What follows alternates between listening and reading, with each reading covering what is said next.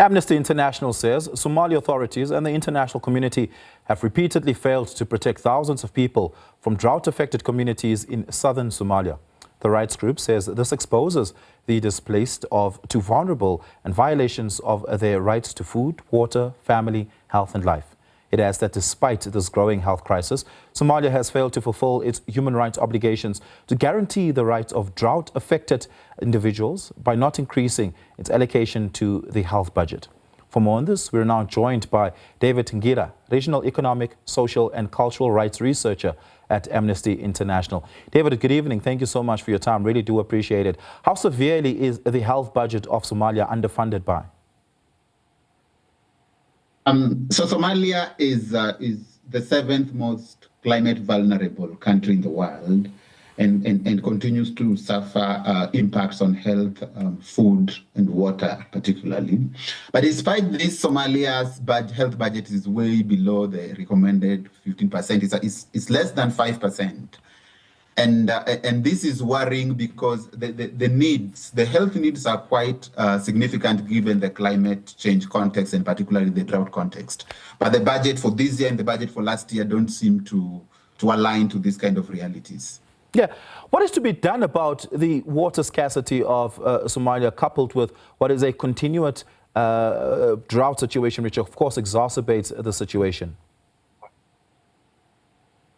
So in the research that we did, we found out that despite Somalia allocating about 0.7% of their GDP on water, there is still scarcity of water with people walking up to 1,000 kilometers to get water, people walking for 2 days to get water. You leave your house today and you come back with water the following day.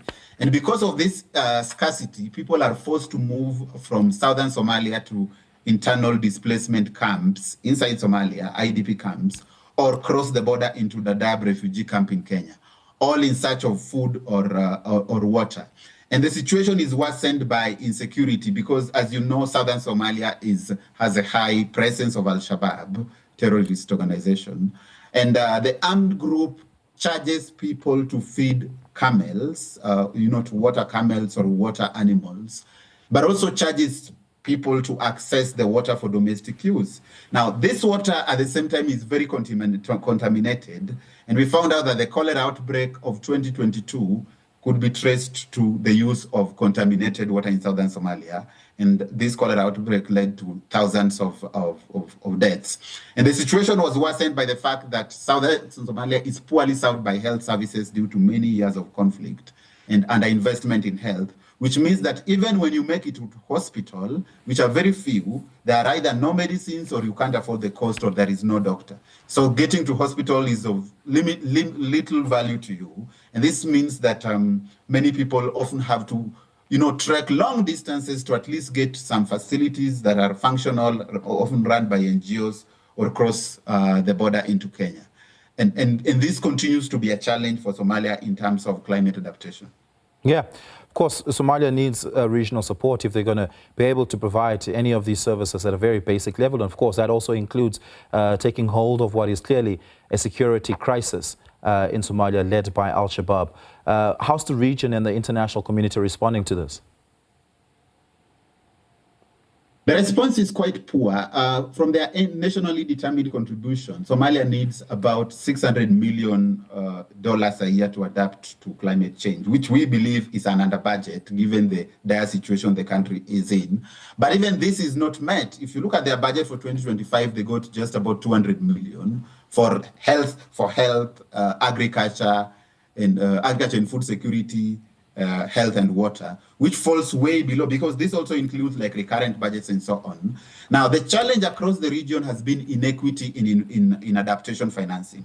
You notice that some of the wealthiest countries in the continent account for over 50% of adaptation financing. I'm talking about South Africa, Kenya, Nigeria, Cote d'Ivoire, Ghana.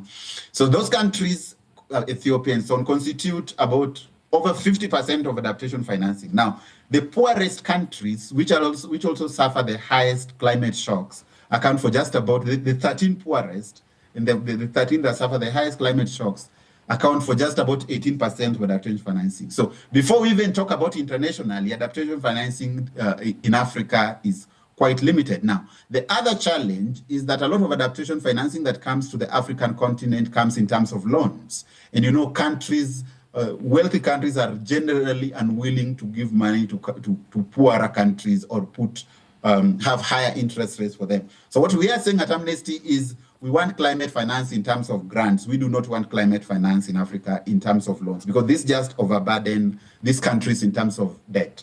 But then back to Somalia. Somalia got some debt relief last year, which moved their debt servicing from 1.4% of the budget to about 0.1%.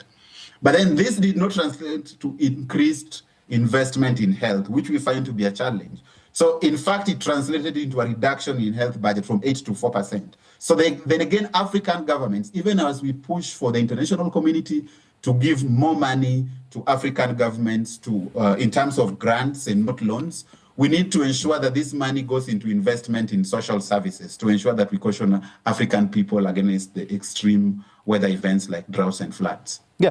How severe and impactful is the sort of perception and the perception premium that comes with it, that Somalia is so politically unstable that any sort of climate adaptation financing that would be deployed there would not be correctly operationalized? Is there any merit to that concern? No, that concern has no merit, because the state somehow is able to reach people. The challenge is that, you know, even if it can't reach them in areas where the armed groups control, these people move to areas that are, you know, towns where government is more in control. But even those who moved in towns reported that they didn't get services, they didn't get food, they didn't get water, they didn't get other social services, which forced them to eventually move to the Dadaab refugee camp. So and when we spoke to government, their main concern was resource limitation. So even in areas where they had control, resource constraints made it difficult for them to provide these services.